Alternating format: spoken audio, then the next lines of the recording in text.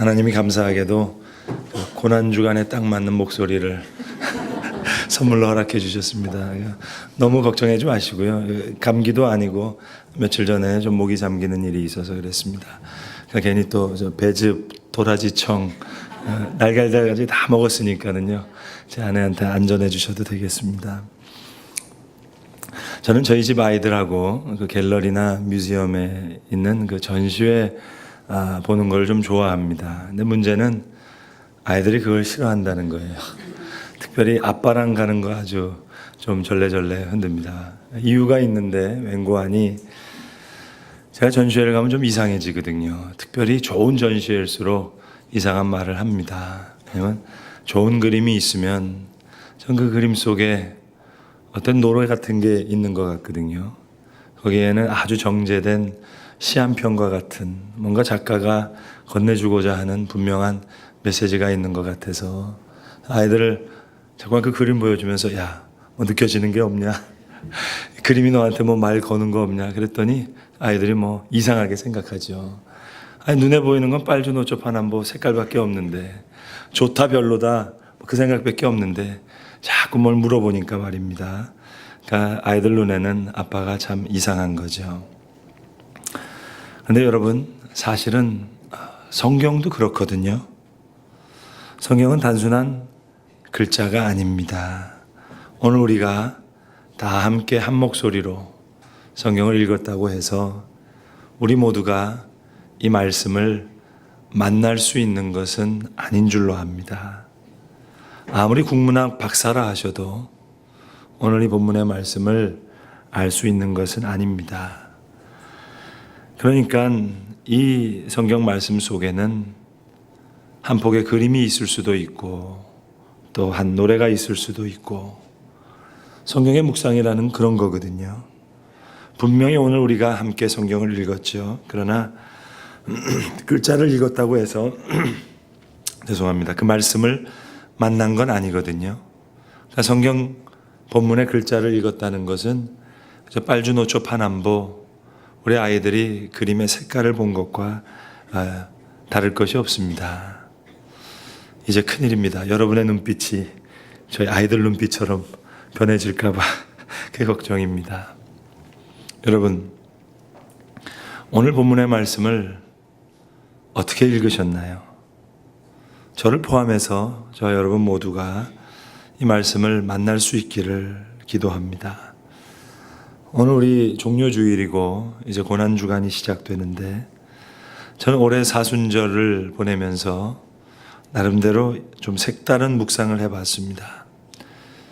평소에는 거의 해보지 않았던 생각인데 그게 뭐였냐면 아마 여러분도 그럴 것입니다.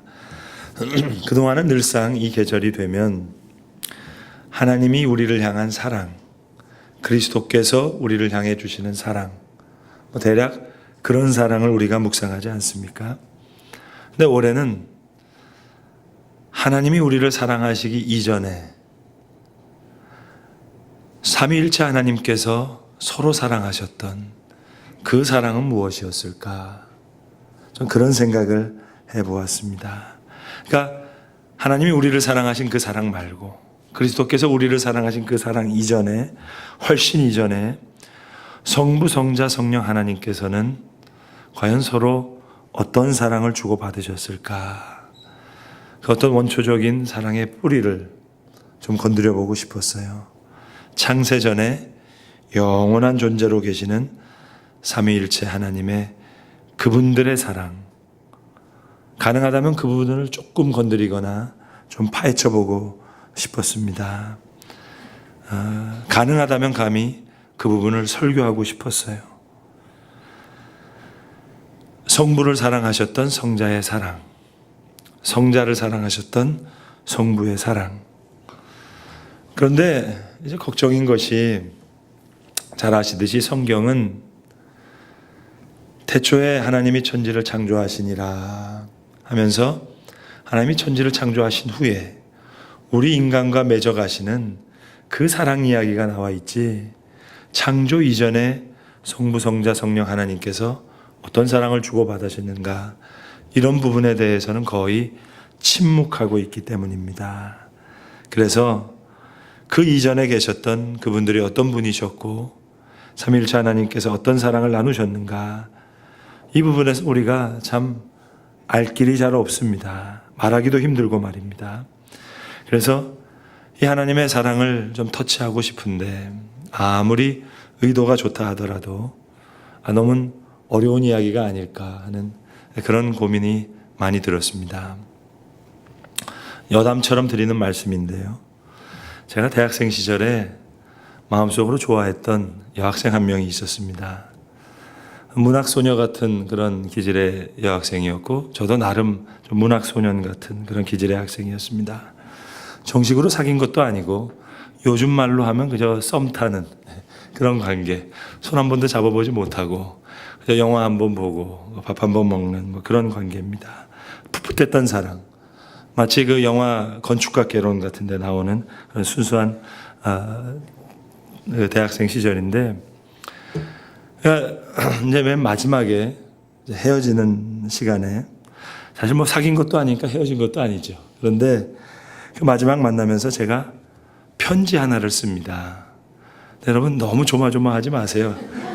제 아내도 다 아는 얘기고 지금은 가족들까지 다 같이 만나서 식사하는 그런 관계니까요. 그런데 한번 생각해 보세요.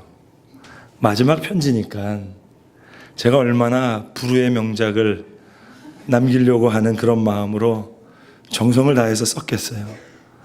지금 내용은 거의 생각이 나지 않습니다만 아무튼 심혈을 다해서 썼던 것 같아요. 그렇지 않았겠어요, 여러분? 마음속으로 좋아하는 여학생인데 또 마지막으로 쓰는 편지인데, 그래서 학교 정문에서 꽃다발 하나를 사가지고 학교 후문에 있는 카페에서 꽃다발과 함께 이 편지를 줬습니다. 근데 참 우픈 얘기인데요. 결정적인 문제는 뭐였는가 하니 제가 쓴 편지가 너무 어려웠다는 겁니다. 그래서 20년의 시간이 지난 후에, 많이 지나서 이 친구한테 들은 이야기인데요. 저한테 이 편지를 받고 나서 자기가 집에 돌아가서 침대맡에서 읽고 또 읽고 다시 여러 번 읽었는데, 중요한 것은 뭔가 심오한 것 같기도 하고 뭔가 애틋한 것 같기도 하고 지금 뭔가 중요한 이야기를 말하려고 하는 것 같은데 분명한 건 다 이 이야기가 어려웠다는 겁니다.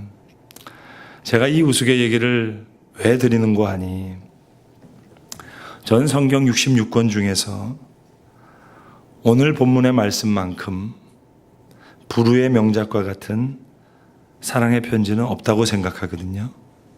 정말 사실로 그렇습니다.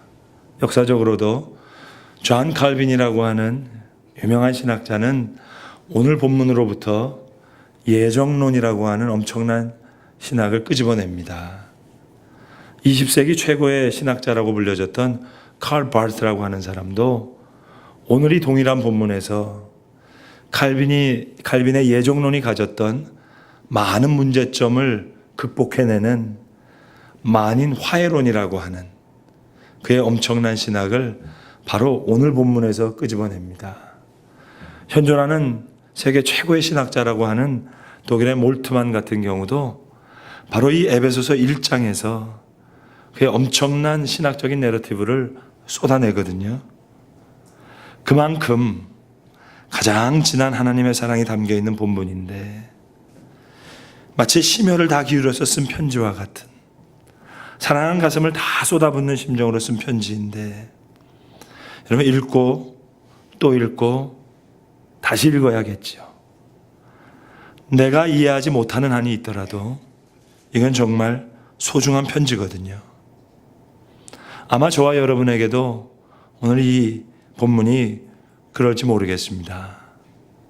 칼빈과 바르트와 몰트만이 그토록 사랑하고 부여잡았던 말씀임에도 불구하고 저와 여러분은 오늘 이 말씀을 저녁에 다시 침대 머리맡에서 읽고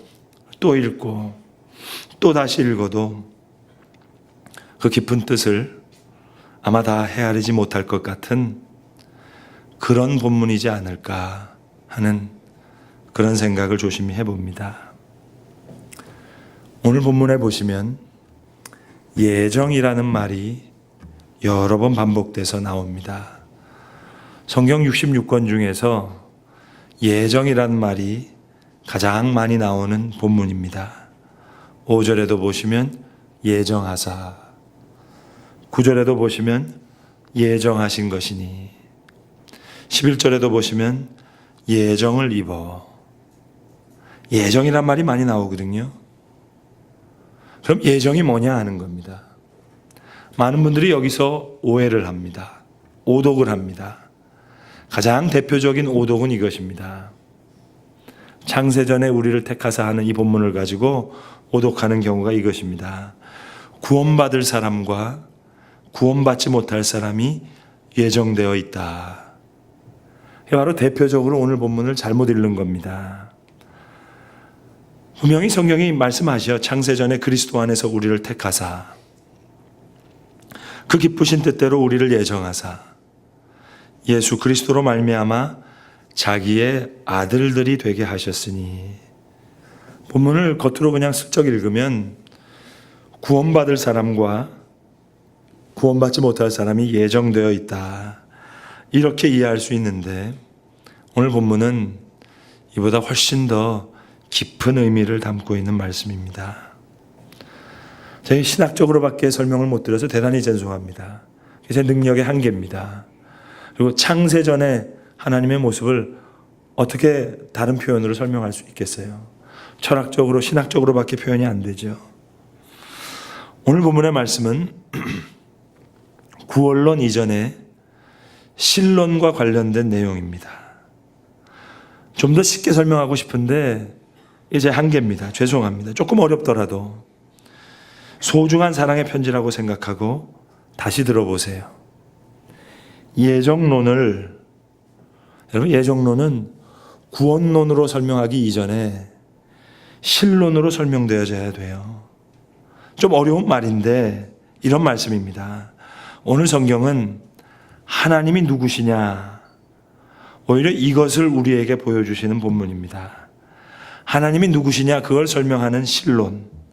창세전에 성부, 성자, 성령께서 어떻게 사랑을 주고받으셨는, 어떤 존재였느냐, 그걸 먼저 알아야 그 다음에 구원론이 풀립니다. 창세전에 성부 하나님은 성자 하나님을 너무 사랑하셨습니다. 성자 하나님도 성부 하나님을 너무 사랑하셨습니다. 성령 하나님은 이 성부와 성자의 사랑이 온전히 완성되기를 바라시며 그 사랑과 함께 하셨어요. 창세전에. 그러니까 저와 여러분의 구원과 선택은 하나님과 우리 사이에 일어난 사건 이전에 하나님과 하나님 사이에 일어났던 사건입니다. 절대자인 하나님과 인간 사이에 직접 일어난 일이기 이전에, 창세전에 삼위일체 하나님 존재 자체에서 일어난 사건이에요. 이것을 신학적으로 예정이라고 얘기하는 겁니다. 성부가 성자를 사랑하셨어요. 성자가 성부를 사랑하셨어요. 너무너무 사랑하셨어요. 성부, 성자, 성령 세 인격께서 연합해서 하나를 이루셨어요. 온전한 사랑을 이루셨어요. 근데 그분들이 사랑 안에서 놀라운 사랑의 계획을 하는 거예요. 피조물에게 삼위일체 하나님이 사랑하셨던 그 동일한 사랑을 피조물에게 전하시기로 마음을 예정하시게 됩니다. 그래서 그 뜻을 위해서 아버지 하나님께서 아들 하나님을 버리시기로, 유기하시기로 고통스러운 마음의 결정을 하셨어요. 그리고 창세전에 성자 하나님께서는 동일하게 그 아버지의 뜻을 따라서 그 먼 사랑의 길을 떠나시기로 예정하셨습니다. 아버지 하나님의 예정에 순종하시는 예정을 하셨어요. 이게 창세전의 예정입니다. 성부 하나님과 성자 하나님 사이에 엄청난 사랑이 창세전에 계셨어요. 우리를 사랑하시는 그 사랑 이전에 이것이 예정이에요.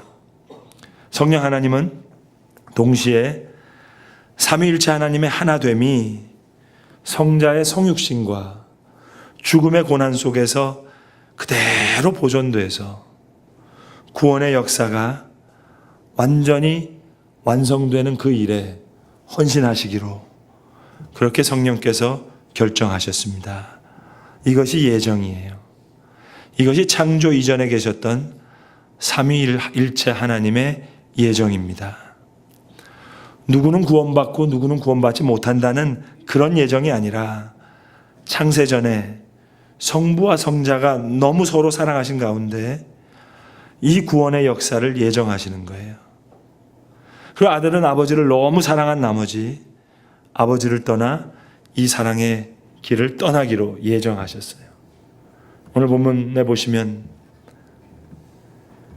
이 경륜에 찬 하나님의 사랑이 때가 참에, 그 예정이 때가 참에, 그 이뻐하심을 따라 그리스도 안에서 때가 찬 경륜을 위하여 예정하셨으니, 성부가 성자를 너무 사랑하셔서 아버지를 위해 아버지를 떠나는 그 사랑을 감당할 만큼 성자는 성부를 사랑하신 겁니다.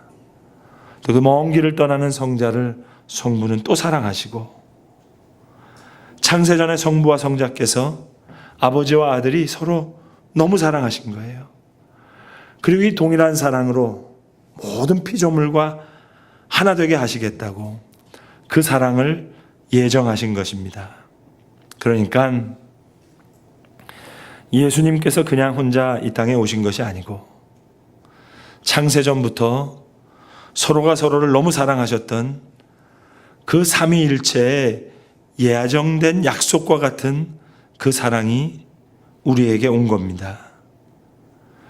예수님이 나귀를 타시고 예루살렘에 입성하셨던 그 종료주일이 아니고 창세전에 서로가 서로를 너무 사랑하셨던 그 하나님의 사랑, 그 예정된 약속이 지금 예루살렘으로 계시되는 겁니다.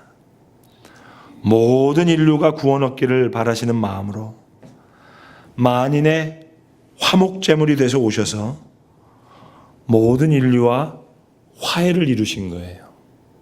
여러분, 화해와 구원이라는 말은 다른 말입니다. 신학적으로 화해와 구원이라는 말은 전혀 질적으로 다른 얘기예요. 잘 들어보세요. 예수님께서 십자가에 달려 돌아가심으로 모든 인류와 화해하셨어요.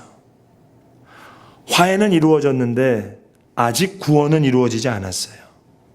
무슨 얘기냐? 전쟁이 다 끝났어요. 화해 소식이 전파됐어요. 그런데 지금 산속에 들어가서 아직 산 밑으로 안 내려오는 사람이 있어요. 세 부류의 사람입니다. 하나는 전쟁이 끝났다는 저 화해 소식이 가짜다, 이렇게 생각하는 거예요. 그게 기만입니다. 또 한 부류의 사람은 우리는 산 위에서도 충분히 우리끼리 잘 살 수 있다 생각하는 사람이에요. 그게 교만이에요. 마지막 부류의 사람은 산 밑으로 내려가야 되는데 하면서 민기적거리면서 아직 산 속에 있어요. 그게 태만이에요.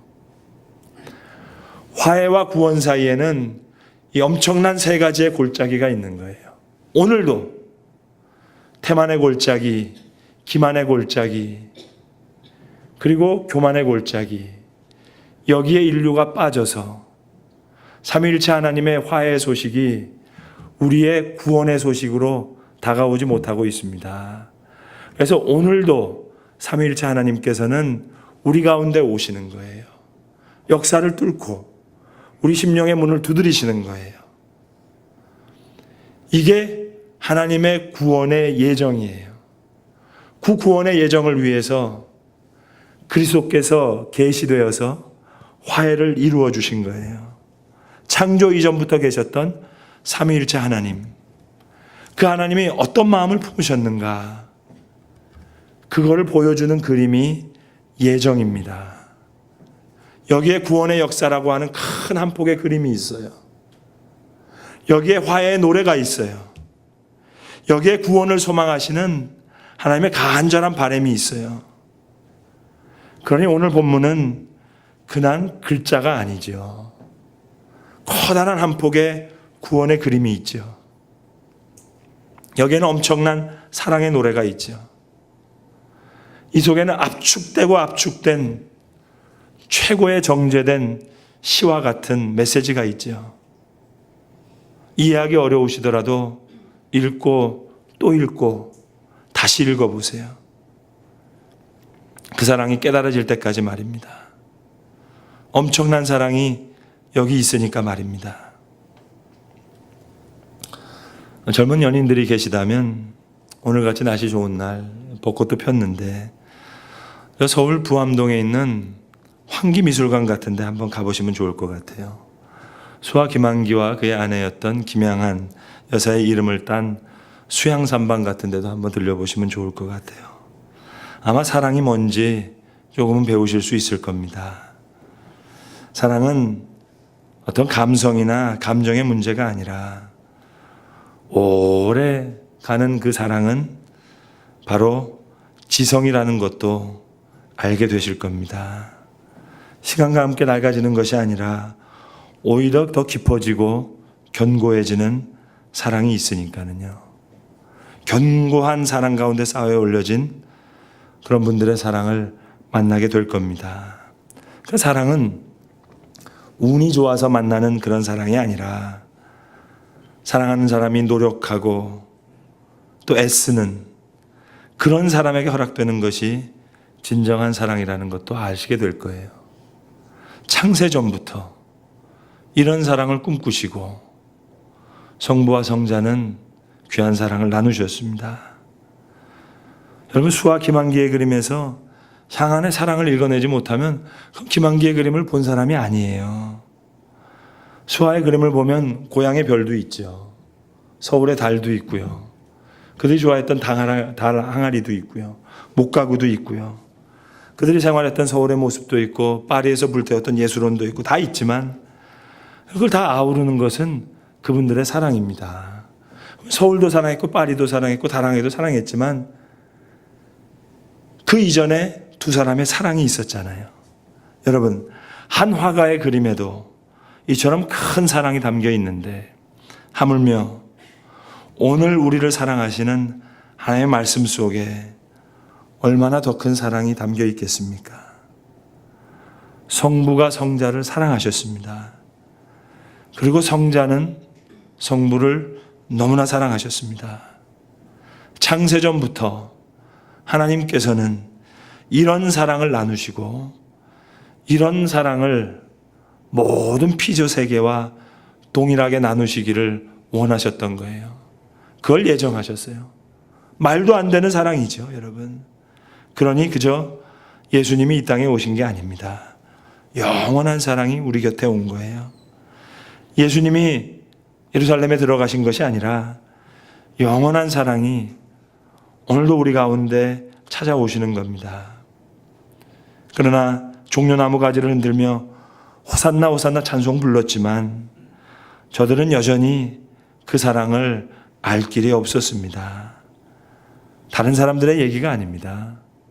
저와 여러분의 이야기일 수 있습니다.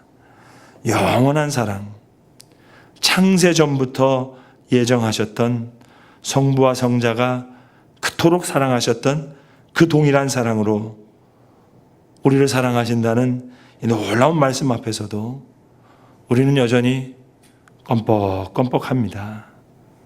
읽고 또 읽고 다시 읽어도 이 속에 있는 하나님의 말씀을 만나지를 못합니다. 나귀를 타고 오신 예수님 앞에 자기 옷을 펴서 길을 내고 호산나를 외쳤지만 다윗의 자손으로 오시는 우리 왕 예수님하고 환호했지만 그 사랑을 전혀 알지 못했던 저들의 모습과 우리 모습 사이에 얼마만큼의 거리가 있는지 다시 한번 생각해 봐야 되겠습니다. 솔직히 말씀드리면 오늘 말씀 분명히 엄청난 사랑 편지 같은데 저도 수십 번을 읽었는데 오늘 본문의 말씀의 깊은 의미를 거의 잘 모르겠어요. 읽고 또 읽고 또 읽었는데도 잘 모르겠어요. 칼긴바 바르트와 몰트만은 여기서 엄청난 내러티브를 끄집어냈는데 저는 그럴 만한 능력이 못 되는 것 같습니다. 뭔가 중요한 말씀인 것 같긴 한데, 뭔가 큰 사랑을 말씀하시는 것 같은데, 정말로 오묘한 뜻을 말씀하시는 것 같은데 그 뜻을 잘 알질 못하겠어요. 여러분도 좀 비슷하지 않을까 감히 생각해 봅니다. 다만 분명한 것은 성부 하나님께서 성자 하나님을 사랑하셨어요. 우리를 사랑하기 이전에. 성자 하나님은 우리를 사랑하기 이전에 성부 하나님을 사랑하셨습니다. 서로가 서로를 너무너무 사랑하셨습니다. 그리고 그 사랑을 서로 약속하신 겁니다. 동일한 사랑을 피조물 가운데도 이루어 나가시기로. 그래서 성부 하나님께서는 창조의 역사를 이루시는 거예요. 하나님 편에서는 아픔이에요, 여러분. 무한하신 하나님이 시간과 공간에 그의 능력이 갖춰지는 거니까는요. 예수님은 사람의 옷을 입으시고 성령께서는 다시 우리의 인격 가운데 들어오시기 위해서 다시 아픔을 경험하시는 겁니다. 성자 하나님은 성부 하나님을 떠나 그 먼 길을 떠나 사람이 되십니다. 성령께서도 사랑을 우리 가운데 각인시키고자 우리 심령에 찾아오십니다. 창세전에 예정하셨던 이 사랑의 약속이, 그 영원한 사랑이 우리 가운데 오셨습니다. 그 사랑이 다시 우리 가운데 찾아오고 계시고 마음문을 두드리십니다. 오셨고 오늘 다시 오시는 그 사랑이 또 우리 가운데 영원히 다시 오실 것입니다. 아마도 그때 가서야 비로소 이 사랑의 온전한 예정을 아마 그때서야 알게 될 것 같습니다. 기도하겠습니다. 아버지 하나님, 창세전에 우리를 위해 귀한 사랑을 나누셨던 그 사랑의 말씀, 우리가 읽고 또 읽고 또 읽어도 주님 솔직히 고백컨대 이 귀한 말씀 잘 알지 못하겠습니다. 불쌍히 여겨주시고 아버지 하나님, 하나님께서 사랑하셨던, 창세부터 우리를 사랑하셨던 그 영원한 사랑 앞에 우리의 마음문을 열게 하시고 하나님께서 화해의 제목으로 오셨던 이 화해의 소식이 진정 우리 가운데 구원의 소식이 될 수 있도록, 우리 가운데 아직도 쌓여있는 이 기만과 교만과 태만의 골짜기에 하나님 다시 한번 찾아오셔서 하나님의 화해의 소식이 진정한 구원의 소식이 될 수 있도록 하나님 다시 한번 강하게 우리 가운데 역사하여 주시옵소서. 우리 주 예수 그리스도의 이름으로 기도합니다. 아멘.